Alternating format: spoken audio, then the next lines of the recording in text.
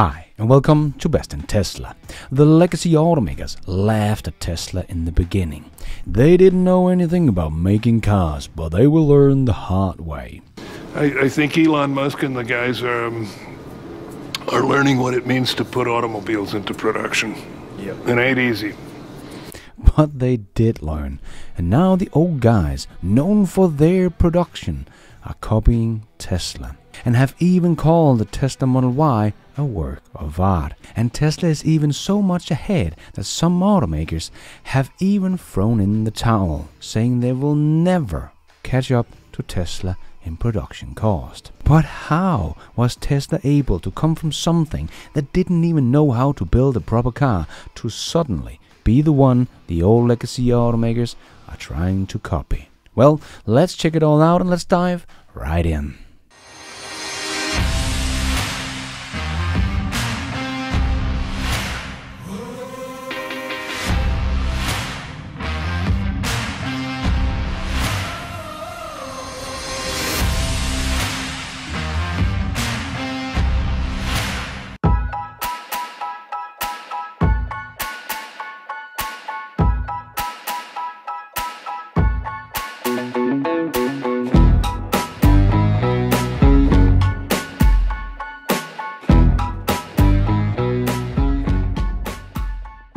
If you're wondering why Tesla is so far ahead of the old guys in the industry that laughed at Tesla in the beginning because Tesla didn't know how to build cars, but while the old legacy automakers were busy laughing at Tesla, Tesla learned how to make cars. Actually, they overtook the old guys and is now the leader in car manufacturing. And that is not just me, the Tesla fanboy, saying that.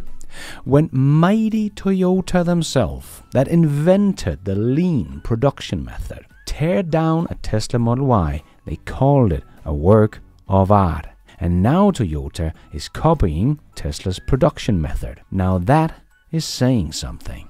Even though not all is willing to throw down the towel and admit that Tesla is better than them in production, like BMW that in November 2021 said gigacasting doesn't give any edge. But then we saw in February 2022 Volvo plans a new gigacasting technique for next generation electric vehicles. And in March 2023, Toyota called the Tesla Model Y the work of art, and in June 2023, Toyota copies Tesla's gigacasting and production method. As they said, on the manufacturing axis, the car body will be constructed from three main components in a new modular structure, just like Tesla. Adopting gigacasting will allow significant component integration, which contribute to a reduction of vehicle development cost and factory investment. What? But Leonard Lopez has just been writing an article saying that Tesla's production method is too expensive compared to the old guys. I guess she knows better than Toyota and Tesla about car manufacturing. So far, the China plant is basically an open field with some digging going on. It's harder and harder to believe that there will be Model 3s coming out of the Tesla China Gigafactory by the end of the year. But what Tesla doesn't have right now is a factory, so that's a problem. Sure, Lopez, your credibility is not very high, I'm afraid. But then within this week, Tesla's Tao Lin explained gigacasting reduced manufacturing time from 1 to 2 hours to 3 to 5 minutes. Now that is just nuts. I guess she means that the rear casting piece, for example, instead of making 170 small stamped pieces and then have to welding them all together to get the rear part of the car, that has gone down from 1 to 2 hours to 3 to 5 minutes, because now it's just one piece. Absolutely mind-boggling. And reduce about 600 robots, I might just add. But this is crazy. 1 to 2 hours to 3 to 5 minutes. No wonder the old guys can't keep up with production times. Like Volkswagen take 3 times as long to make the ID.3 as Tesla does making the Tesla Model 3. And everyone now wants to copy Tesla's production method. Even Toyota. but not BMW, as there is no advantage in gigacasting, as we can clearly see here from the people that actually know what they're talking about, as they are actually the one working with gigacastings and know the difference, and not just talking out of their ass as BMW is. But sure, BMW, you just stick with your old ways of doing things. That worked out so well for Nokia. But how did Tesla do this? Come from someone that in 2017 with the first Model 3 hardly knew how to put a car well together to be the one everyone wants to copy just 6 years later. And some have even said they will never be able to copy Tesla. They are that good. As Jim Farley, Ford CEO, said, they didn't expect to get to Tesla's level of production efficiency and cost ever. They hope to survive and make about 8% on their EVs, that's it, but they will never be able to catch Tesla on cost. This is how far Tesla is ahead. So Tesla has become so good that someone like Ford has simply just given up keeping up with them in production cost. But this is exactly what Elon said they would do on Battery Day 3 years ago.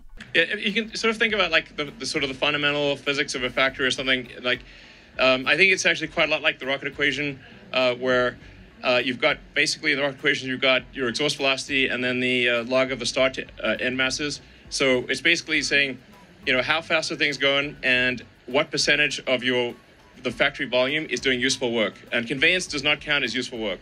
So only the value-added steps. Yeah, if you break the factory down into cubic meter sections, and say, or smaller, it could be like 1 liter sections, and say, is a majority of this volume doing useful work? You would be astounded at how bad most factories are. They're like maybe 2 or 3%, including our factory in Fremont. So I think it is possible to get to at least 10 times that volumetric efficiency. So more like 30%. Ish, maybe more, and be 10x better, which means the factory can be 10 times smaller. And then the other thing is how fast are things going through the factory? It's like speed and density. The faster you go, like if a factory that's moving at say twice the speed of another factory is equivalent to 2 factories basically. And the company that will be successful is the company that with 1 factory can accomplish what other companies take 2 or 3 or 4 factories to do. So this is what we're trying to do here is say, okay, how do we, with 1 factory, achieve what maybe 5 or even 10 factories would normally be required to achieve?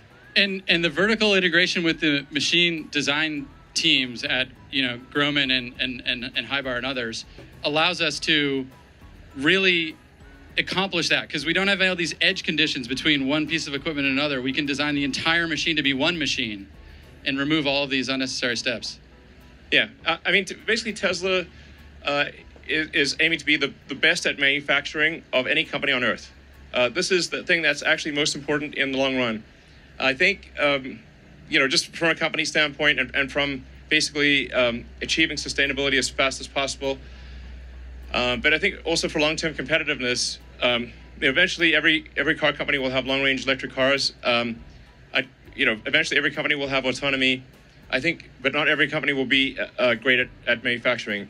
Tesla will be absolutely head and shoulders above anyone else in manufacturing. That is our goal. So Elon has said manufacturing is about 100 times harder than making the product itself, and that there were maybe 100 times more innovation to be done in the manufacturing than in the car itself. So while every other automaker has been focusing on the EV itself, and not software unfortunately, but Tesla did not just focusing on EVs, but focused even more on the manufacturing. Something the old guys should have done through the last 100 years they have been alive, but didn't want to put in the work to do it. So while the old guys have been standing still, basically, Tesla was making changes to its production method on a weekly basis. So it is actually not so hard to understand why Tesla suddenly leapfrogged the others, as Tesla learned from them how to make a car, and then they said, how can we make these processes better, simpler, faster and more cost effective. Because Tesla had to get to a place where they earned a lot of money on their EVs because they had no service and repairs to earn money on or an ICE business to earn money on. So Tesla had a burning platform to get to profitability with the EVs. The old guys didn't really care, as they could just earn the money back they lost on their EVs by selling their ICE cars. And this laid-back thinking about the EV revolution will be their downfall. They will not be ready with a compelling and competitive product when Tesla and the others get to high volume of the sub $25,000 EV, and then it will be all over. But one other factor that played a big role in Tesla's road to become the best in manufacturing has actually been their software skills. Because Tesla has the software as well as the manufacturing engineers in-house, Tesla is as much a software company as they are a car company. And they have the data that no other automaker has, as they can't even make an over-the-air update that really matters. But Tesla is collecting customers' user data every single day from every single Tesla on the road. So data from more than 5 million cars every single day and counting. And Tesla gets data from more than 123 million miles driven by their fleet every single day. They get data from 1.9 million charging sessions every single day. No one else has this kind of data from their customers. And from all this data, Tesla has analyzed patterns of how Tesla's customers drive and charge to optimize battery pack for the next generation vehicle. So they are not going to make a GM and put a 200 kilowatt hour battery pack into a car to get a decent range. No, Tesla does all of that with improvement to the efficiency of the vehicle and powertrain and battery pack, and they do this all the time, every single day. FDM here in Denmark has just tested the new refreshed Model 3 long range, and it was actually the longest range EV they have ever tested, with 550 kilometers real world range in 20 degrees Celsius at 110 kilometers an hour, so highway speed. Very impressive. So Tesla will not make a decision on what they think the customers want. They know how the customers use their cars and chargers, so they can make a choice for the customers, so the cars fit our needs the way we drive them. So no, Tesla will not make a 2,000 mile range car, because no one drives 2,000 miles in a go. So Tesla software and data is able to help Tesla make decisions about how they would build their next generation vehicles. A huge advantage over the competition that is fumbling in the dark, just trying to copy Tesla. Another great example of Tesla's software power helping them to develop production method is the heat pump. You know, the thing that makes the car more efficient in cold weather, that comes standard in all your Tesla cars, but it's something you usually have to pay extra for in your ID3.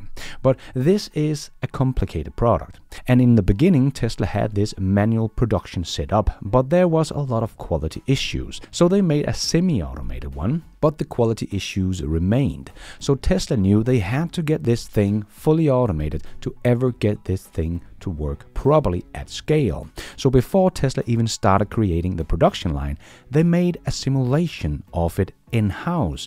Not many other OEM has this capability in-house to just create these simulations.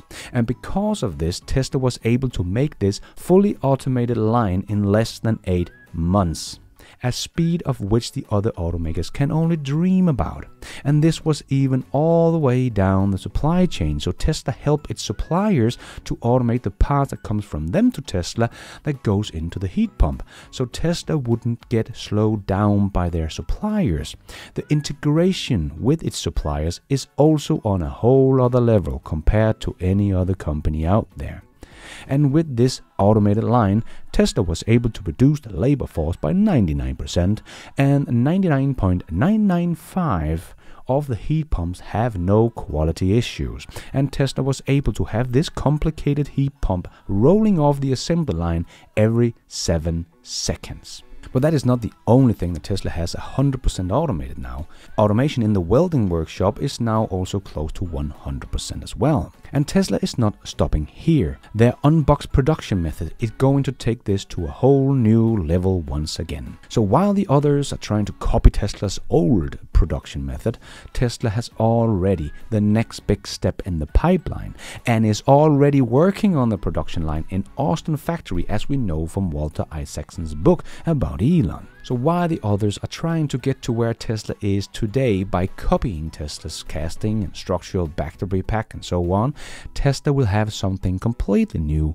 and better out when the other guys comes out with something that maybe can rival Tesla's old technology in a couple of years. So the short answer to how Tesla was able to pass everyone in production, Elon answered many years ago. The pace of innovation is all that matters. The pace and not the innovation itself. Tesla is set up to make innovations and change every single day. The others are not. Tesla's pace is far up and beyond anything else out there, and the whole company is set up this way. And Tesla's Cybertruck is another great example of Tesla's production supremacy, as the Cybertruck is something brand new. Not many realize this, but nothing about the Cybertruck is like anything else.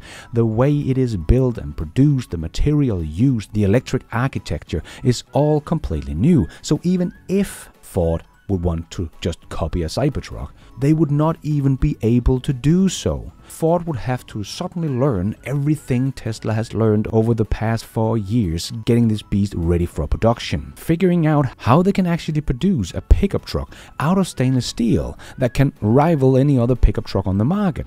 So basically, no one will be able to build a Cybertruck but Tesla, as Tesla has invented whole new machines from scratch to be able to make the Cybertruck. Just like we saw when they invented the new Plaid motors, they also had to build new machines from the ground to make it possible, because nothing existed. So Tesla's Cybertruck is actually an awesome case of Tesla's production know-how. No one else would be able to build that Cybertruck as of now. As Elon said, they would be head and shoulders above everyone else in manufacturing. That is their goal. And boy, did they succeed in that. And we are only just getting started, as the next generation vehicle will take all of this to whole new highs.